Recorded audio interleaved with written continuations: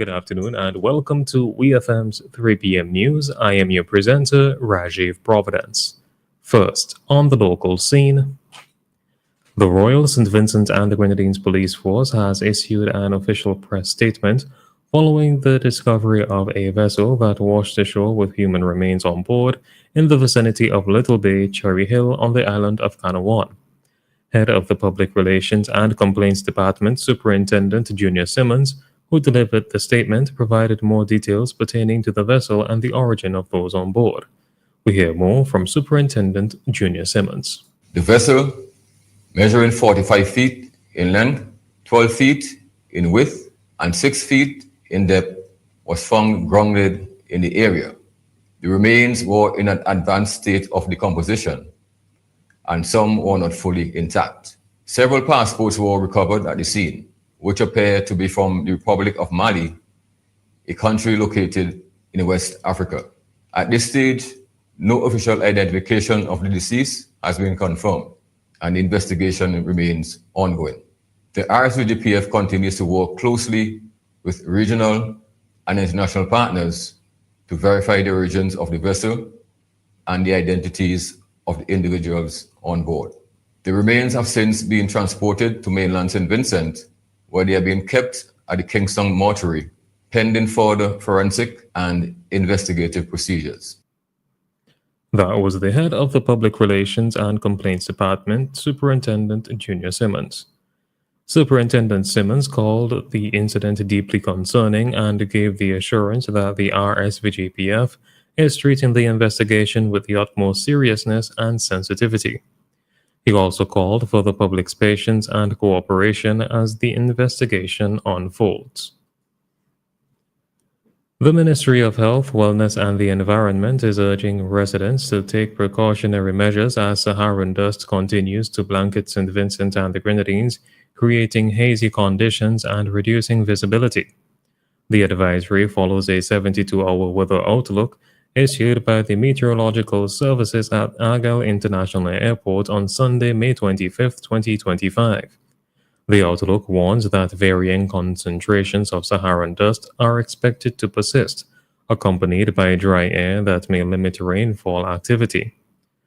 Health officials caution that the fine particles in the dust haze may lead to several health issues, including dry cough, sore throat, itchy and watery eyes, sneezing, and runny nose.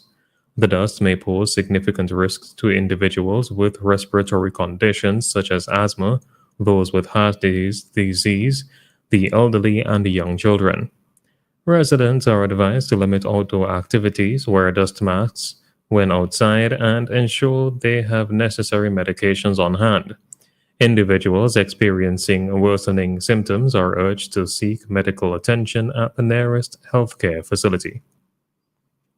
Still on the local scene, St. Vincent and the Grenadines is taking a major step towards strengthening its digital resilience as the Caribbean Digital Transformation Project, CADTP, hosts a cybersecurity knowledge-sharing workshop on Wednesday, May 28th at the French's House. The workshop, a key step in the formulation of a national cybersecurity strategy, will bring together participants from various government departments, training institutions, the private sector, and regional cybersecurity experts. Welcoming remarks will be delivered by representatives from the Project Implementation Unit, the Organization of Eastern Caribbean States, CARICOM Impacts, and NRD Cybersecurity. The session will highlight the importance of a national cybersecurity framework and the need for coordinated regional efforts. NRD Cybersecurity is expected to present the main principles, structure, and action plan for the strategy's development.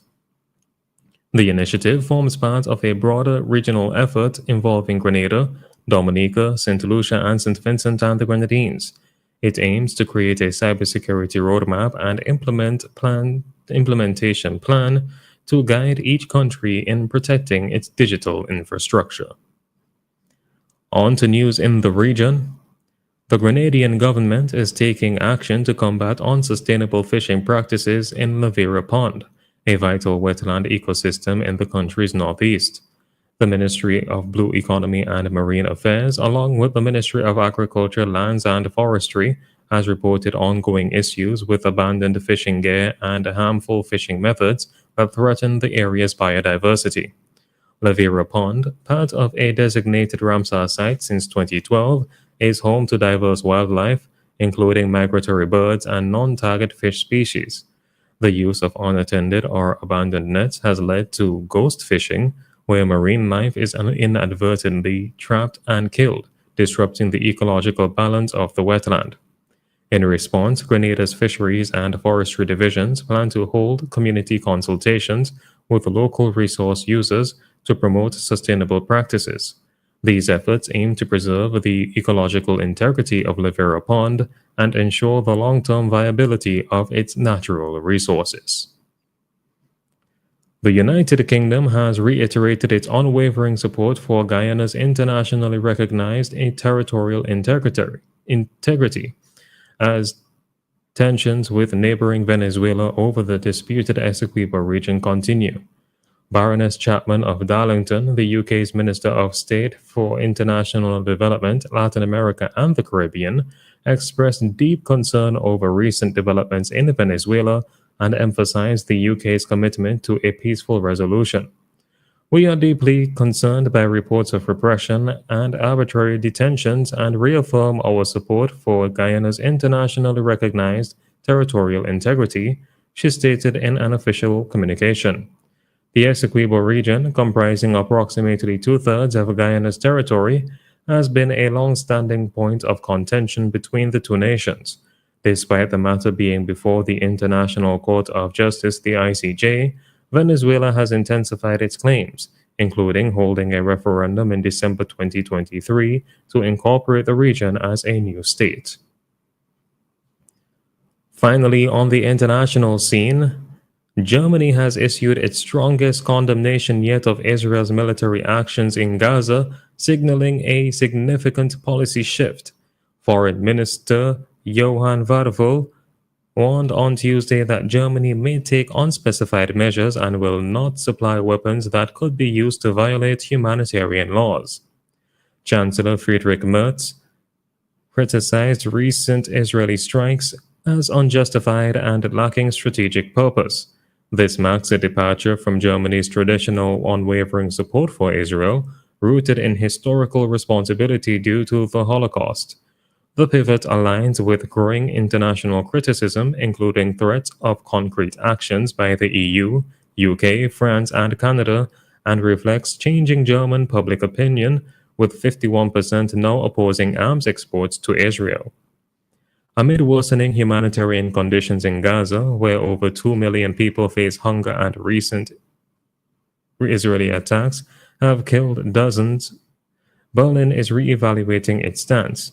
Although Merz had previously supported hosting Israeli Prime Minister Netanyahu despite an ICC arrest warrant, current developments, including coalition calls to cease arms exports, show increasing German discontent with Israel's conduct.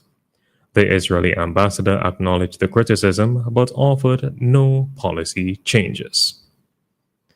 This has been WeFM's 3 p.m. news. I have been your presenter, Rajiv Providence. Join us again at 5:30 for WeFM's evening news, and we thank you for listening.